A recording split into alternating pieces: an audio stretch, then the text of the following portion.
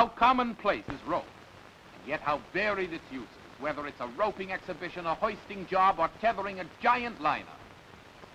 Rope does the work.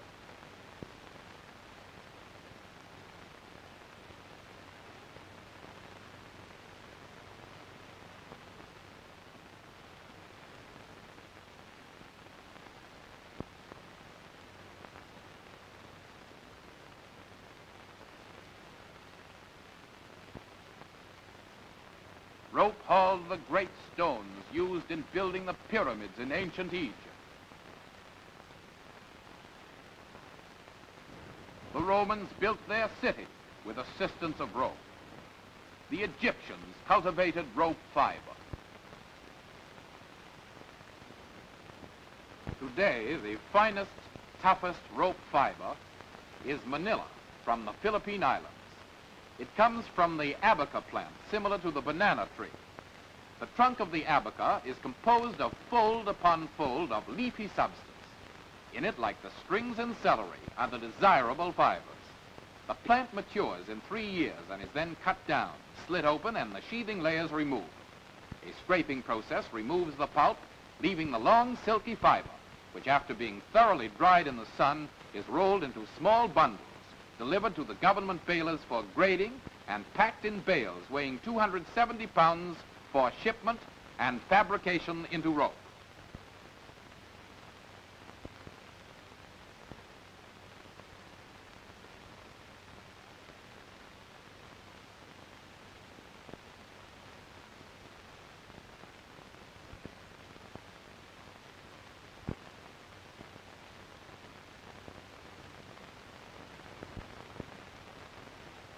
Rope cannot be judged by appearance. Tenacity of fiber and methods of manufacture determine rope quality. H&A Blue Heart Pure Manila Rope is fortified against rain with a specially selected fiber. All raw manila must pass through the Hooven and Allison preparation process, similar to preparing twine fiber in a series of combing, cleaning, and drawing machines. It passes from machine to machine until it reaches the finishing section, where the rope sliver is tested.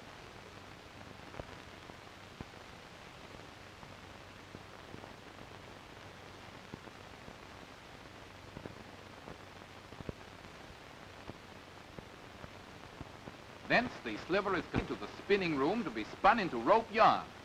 Spins of rope yarn, after the yarn test, pass to the rope room,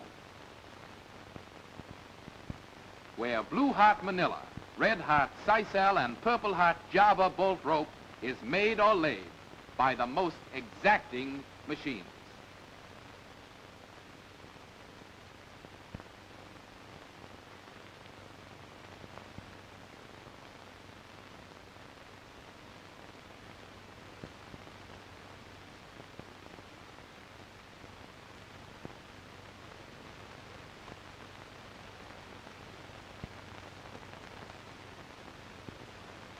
Rope is made by combining and twisting 2 or more yarns into a strand, and by twisting 3 or more strands to form or lay a rope. The twist in making the rope is in the opposite direction from the twist of the strands, resulting in perfectly balanced construction. The experience of 70 years and the knowledge of our 3rd generation of rope makers, together with scientific control, is highly important at this point, because strain must be evenly distributed over the yarns in the inner strands.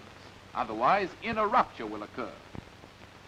Correct and uniform twists result in a perfect rope. Combining and twisting of 3 yarns into tying twine.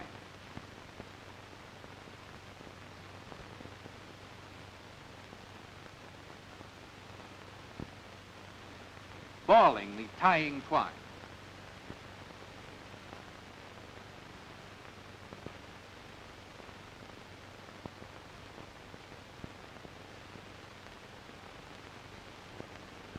The many-end machine is one of the most interesting machines in the rope room. Yarns from many bobbins are united into banana twines, hide cord, and lath yarn. This machine is sometimes called the Flying Dutchman because it reminds one of a merry-go-round. twine in the form of a soft rope is drawn from a long tube in the rear of the machine and wound onto a coiler.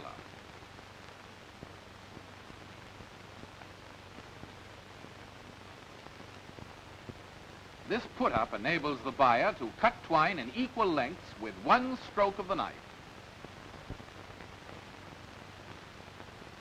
In the first step of rope making, 2 or more yarns are formed into strands. Filled bobbins then pass to the rope machine or layer. 3 or 4 bobbins of strands are placed in these layers and twisted or laid into rope.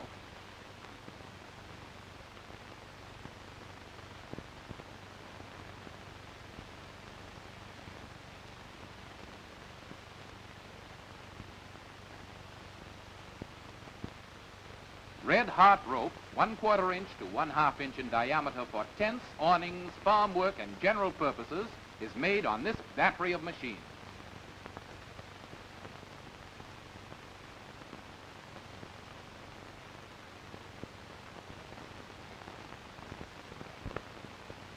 A series of upright combination machines. The 2 operations of forming the strands and laying the blue hot manila rope are done within the same machine.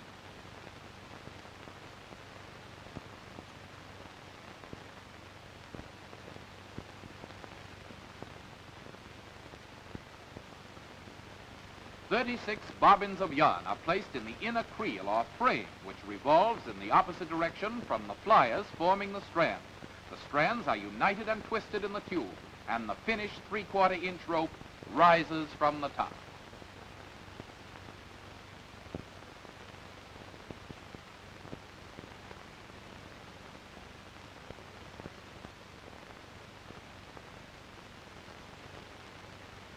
The larger the rope, the larger the strand. A strand-forming machine twisting strands for hay carrier rope. Yarn passes through the register plate guide to be twisted into strands in the stranding tube.